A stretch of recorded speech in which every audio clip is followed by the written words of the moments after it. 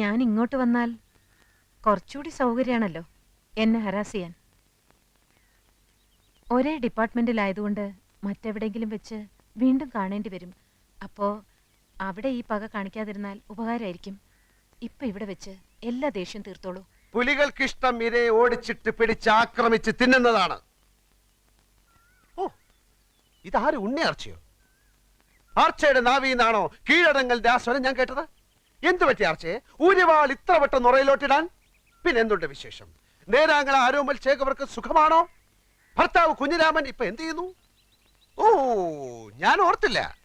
ആണിന്റെ തണൽ ഒതുങ്ങാത്ത ഉണ്ണിയാർച്ചയാണല്ലോ ഇത്. ഏതെങ്കിലും ഒരു ആണിനെ അനുസരിക്കാത്താണല്ലോ ഈ ആർച്ചയ്ക്ക് പറ്റിയ കുഴപ്പം. കൊച്ചേ, പാർലമെന്റിൽ സ്ത്രീകൾക്ക് 33 99% സംവരണം ഏർപ്പെടുത്തിയാലും ആണെപ്പോഴും ആണ് തന്നെ. അതോർത്തോളൂ. ഞങ്ങളോട് മതി. എന്ത് മതിയെന്ന്? വീട് തേടി വന്ന ഒരു സ്ത്രീയോട് ഇനിയും ഒറ്റ അടി വെച്ചെന്നാണ്ടല്ലോ എന്നെ പോലീസിൽ പിടിപ്പിക്കുകയും നിന്നെ ആഫീസിലിട്ട് പൂട്ടുകയും ചെയ്ത് ഇവളോട്. അതൊക്കെ കഴിഞ്ഞില്ലേ സാഗറെ? ഓ, കഴിഞ്ഞോ? ഞാനതറിഞ്ഞില്ല. രാമകൃഷ്ണ, നിന്റെ ഉള്ളിൽ ഒരു പെൺകോന്തൻ ഒളിഞ്ഞിരിപ്പുണ്ട്. എനിക്കത് മനസ്സിലാവും. പക്ഷെ സ്ത്രീ എന്റെ ആ ജന്മശത്രുവാണ്. ആ ശത്രുവിന്റെ മേൽ നിങ്ങൾ വിജയം നേടി കഴിഞ്ഞില്ലേ? എനിക്ക് വിജയിച്ച മാത്രം പോരാ, ശത്രുവിനെ കട്ടിച്ച് കീറി താണ്ടവ നൃത്തം ചെയ്യണം. എന്ത് വേണമെങ്കിലും ആകാം. പക്ഷെ ഉച്ചയ്ക്ക് മുമ്പ് ഞാൻ വീടൊഴിഞ്ഞു പോകും. എല്ലാം അതിനു മുമ്പായാ നന്ന്. ഇല്ല മാഡം, ഈ സാഗർ ഒരു പച്ച നിർത്തടാ.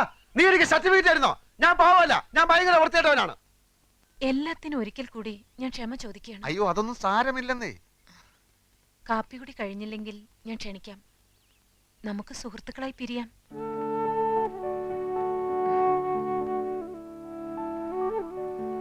വൻകിട രാഷ്ട്രങ്ങൾ തമ്മിൽ യുദ്ധങ്ങൾ ഉണ്ടാവാറുണ്ടല്ലോ. പിന്നീട് അവരൊരു മേശയ്ക്ക് ചുറ്റുമിരുന്ന് സന്ധി സംഭാഷണങ്ങൾ നടത്താറുമുണ്ട്. മിസ്റ്റർ സാഗറിനെയും ഞാൻ കാപ്പി കുടിക്കാൻ ക്ഷണിക്കുന്നു.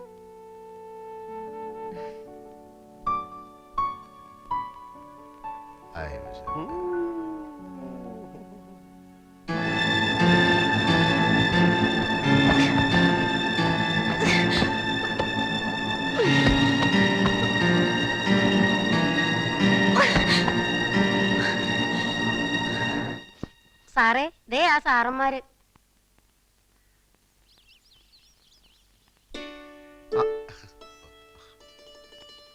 വരൂ വരൂ. Thank you so much. വരൂന്ന് വിചാരിച്ചതല്ല. സമാധാനമായി. അകത്തോട്ടിരിക്കാം. ത്രേസ്യമ്മേ, ബ്രേക്ക്ഫാസ്റ്റ് റെഡിയല്ലേ? വരൂ, കഴിക്കൂ. പെട്ടെന്നുള്ളൊരു വട്ടമേശ സമ്മേളനം ആയതുകൊണ്ട് കാര്യമായിട്ടൊന്നും ഉണ്ടാക്കാൻ പറ്റിയില്ല. ആളൊരു ഭക്ഷണപ്രിയനാണെന്ന് ശരീരം കണ്ടാൽ അറിയാം. മാഡം, ഇത്ര സിമ്പിൾ ആണെന്ന് ഞാൻ അറിഞ്ഞില്ല. സത്യത്തിൽ ഞങ്ങളാണ് ക്ഷമയോദിക്കുന്നത്. ഞങ്ങളല്ല, താൻ. ഞങ്ങൾ നോവലിസ്റ്റുകൾ ഒരു കഥാപാത്രത്തെ സൃഷ്ടിക്കുമ്പോൾ കഥാപാത്രത്തിന്റെ പ്രവൃത്തിയിലൂടെ, കഥാപാത്രത്തിന്റെ സംസാരത്തിലൂടെ ഒരു സ്വഭാവം വരച്ചു കാട്ടും. കഥ ഏതൊക്കെ വഴിത്തിരിവുകളിലൂടെ കടന്നുപോയാലും കഥാപാത്രത്തിന്റെ അടിസ്ഥാന സ്വഭാവം ആദ്യ അവസാനം ഒന്ന് തന്നെയായിരിക്കും.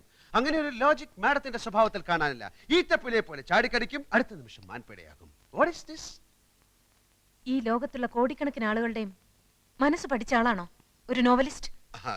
എന്നല്ല. പിന്നെ എനിക്ക് ഈ കഥാപാത്രത്തെ ഒന്ന് പഠിച്ചാൽ കൊള്ളാമെന്നുണ്ട്. പഠിപ്പിച്ചാലും അത് പഠിക്കാനുള്ള കഴിവ് തനിക്കുണ്ടെന്ന് തോന്നുന്നില്ല. സ്ത്രീ തന്റെ ആജന്മ ശത്രുവാണെന്ന് പറഞ്ഞല്ലോ. തന്റെ അമ്മ തന്റെ ശത്രുവാണോ? പെങ്ങള് ശത്രുവാണോ? അതോ അമ്മ പെങ്ങന്മാരൊന്നും ഇല്ലാത്തവനാണോ താൻ?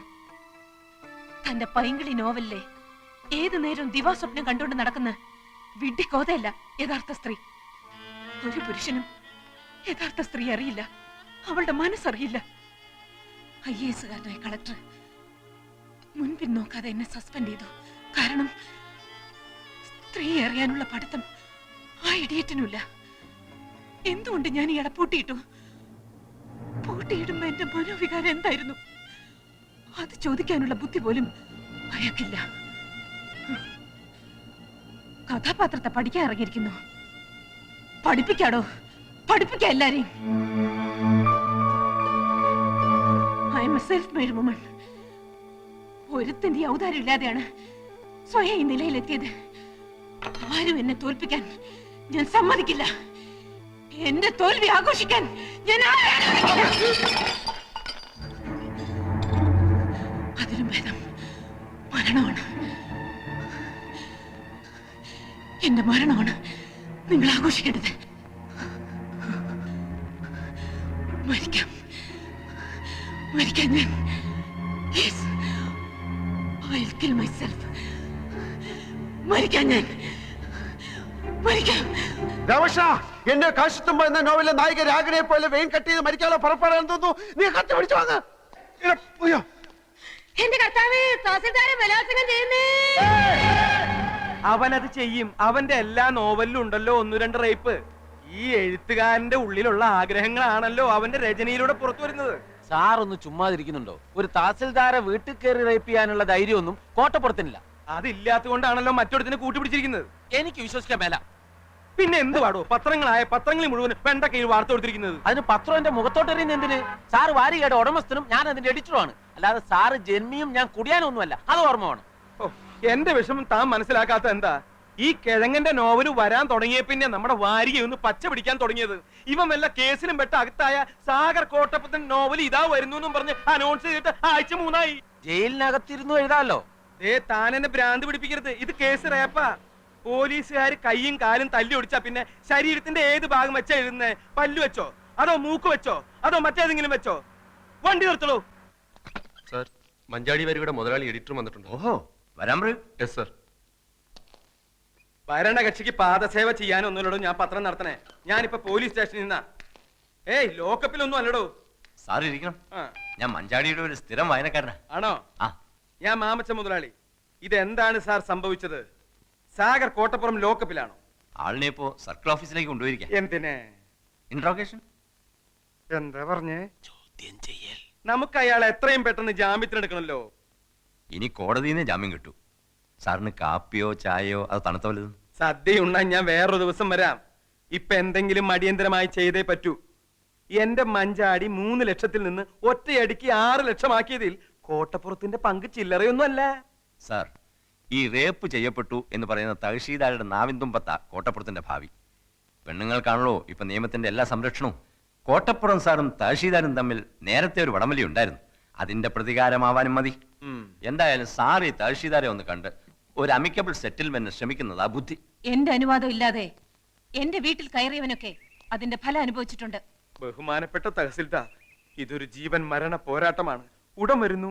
സാഗർ കോട്ടപ്പുറത്തിന്റെ പുതിയ നോവൽ എന്ന് പരസ്യം ചെയ്തിട്ട് ആഴ്ച 3 കഴിഞ്ഞു. ഞാൻ മാപ്പ് പറയാം, കാല് പിടിക്കാം. കോട്ടപ്പുറത്തിന്റെ പേരിലുള്ള കേസ് പിൻവലിക്കണം. ദയവ് ചെയ്ത് അയാളെ കഥ എഴുതാൻ അനുവദിക്കൂ. ഇനി ഒരിക്കലും അയാൾ കഥ എഴുതരുത്. മലയാള സാഹിത്യത്തിൽ മഞ്ചാടി എന്ന വാരികയ്ക്കും സാഗർ കോട്ടപ്പുറം എന്ന നോവലിസ്റ്റിനും ചവറ്റുകൊട്ടയിലാണ് സ്ഥാനം. 6 ലക്ഷമാണ് ഞങ്ങളുടെ സർക്കുലേഷൻ. അതിൽ കൂടുതൽ സർക്കുലേഷനുള്ള ചവറുകൾ വേറെയുണ്ട്. യഥാർത്ഥത്തിൽ കോട്ടപ്പുറം നിങ്ങൾ റേപ്പ് ചെയ്തോ? Get out. I said get out.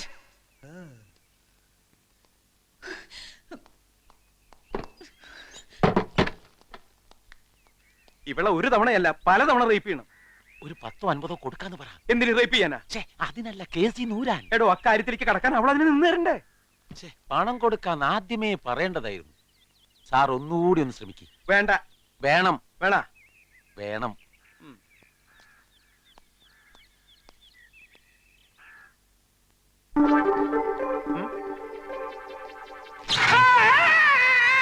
സാറേ,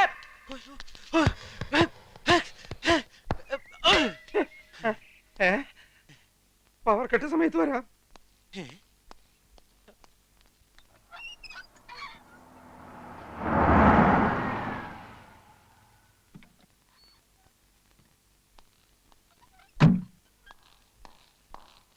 ആ, എപ്പോ വന്നു? കുറച്ചു നേരായി. എന്തായി സാർ കാര്യങ്ങൾ? വിചാരിച്ച പോലെ തന്നെ. പ്രതികളെ 2 ആഴ്ചത്തേക്ക് റിമാൻഡ് ചെയ്തു. Very good. അത് കഴിഞ്ഞ് അവരും സ്ട്രോങ് ആയിട്ട് തന്നെ നീങ്ങുന്നത്. അഡ്വക്കേറ്റ് സുകുമാരൻ നായരാ വക്കാലത്തെടുത്തിരിക്കുന്നത്. പ്രിയയോട് ഞാൻ ഒരിക്കൽ കൂടി ചോദിക്കുകയാണ്, വേണോ? നമുക്കിത് കോംപ്രമൈസ് ആക്കുന്നതല്ലേ നല്ലത്? No sir. This is not a silly case Priya. പ്രത്യേകിച്ചും പ്രതികളുടെ സോഷ്യൽ സ്റ്റാറ്റസ് കൂടി കണക്കിലെടുക്കുമ്പോൾ. പത്രങ്ങൾ ഇത്തരം കേസുകൾ കൈകാര്യം ചെയ്യുന്ന രീതി അറിയാവല്ലോ. അവരെ മാത്രമല്ല, പ്രിയയും ബാധിക്കും അത്. എന്നെ പറ്റി എന്തെഴുതിയാലും പറഞ്ഞാലും എനിക്കിപ്പോ അതൊരു പ്രശ്നമല്ല. I am already prepared to face the consequences. Okay, leave it.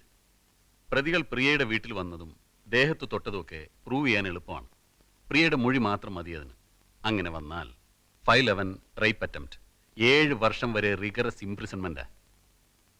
ഈ കേസിൽ പരിഗണിക്കില്ലെങ്കിലും ചെറിയൊരു വീഴ്ച നമ്മുടെ ഭാഗത്തുമില്ലേ? ഐ മീൻ, പ്രിയ ക്ഷണിച്ചിട്ടാണ് അവർ പ്രിയയുടെ വീട്ടിൽ വന്നത്. So what? അതല്ല, എന്തിനു വേണ്ടിയാണ് ഊതിപ്പെരുപ്പിച്ച് ഇങ്ങനൊരു കേസ് ഫ്രെയിം ചെയ്യുന്നത്? അങ്ങനെ ഒരു ചോദ്യം ചോദിക്കേണ്ടത് എന്റെ അഡ്വക്കേറ്റ് അല്ല. പ്രിയ എന്നെ വെറും ഒരു അഡ്വക്കേറ്റ് ആയിട്ടാണോ കാണുന്നത്? ഈ കേസിൽ അങ്ങനെ കാണാനാണ് എനിക്കിഷ്ടം. അവറ്റകൾ എന്നെ എന്തുമാത്രം ഹരാസ് ചെയ്തെന്ന് സാറിന് അറിയില്ല. ഇനിയൊരു തോൽവി എനിക്ക് വയ്യ. സാർ അവർക്ക് മാക്സിമം ശിക്ഷ വാങ്ങിച്ചു കൊടുക്കാൻ എന്റെ കൂടെ നിൽക്കില്ലേ? ഇല്ലെന്ന് ഞാൻ പറഞ്ഞില്ലല്ലോ. അത് മതി. ദാ കാപ്പി കുടിക്ക്. വേണ്ട സർ. ആ, എന്റെ സസ്പെൻഷൻ കഴിഞ്ഞു. നാളെ വീണ്ടും ജോയിൻ ചെയ്യും. ഗുഡ്. ഞാൻ വിളിക്കാം. ഇനി നമ്മൾ എന്താ ചെയ്യേണ്ടത്? തൽക്കാലം ഒന്നുമില്ല. ബെയിൽ പെറ്റീഷന്റെ ആർഗ്യുമെന്റ് കഴിയട്ടെ. ഓക്കെ സർ, വരട്ടെ. ശരി.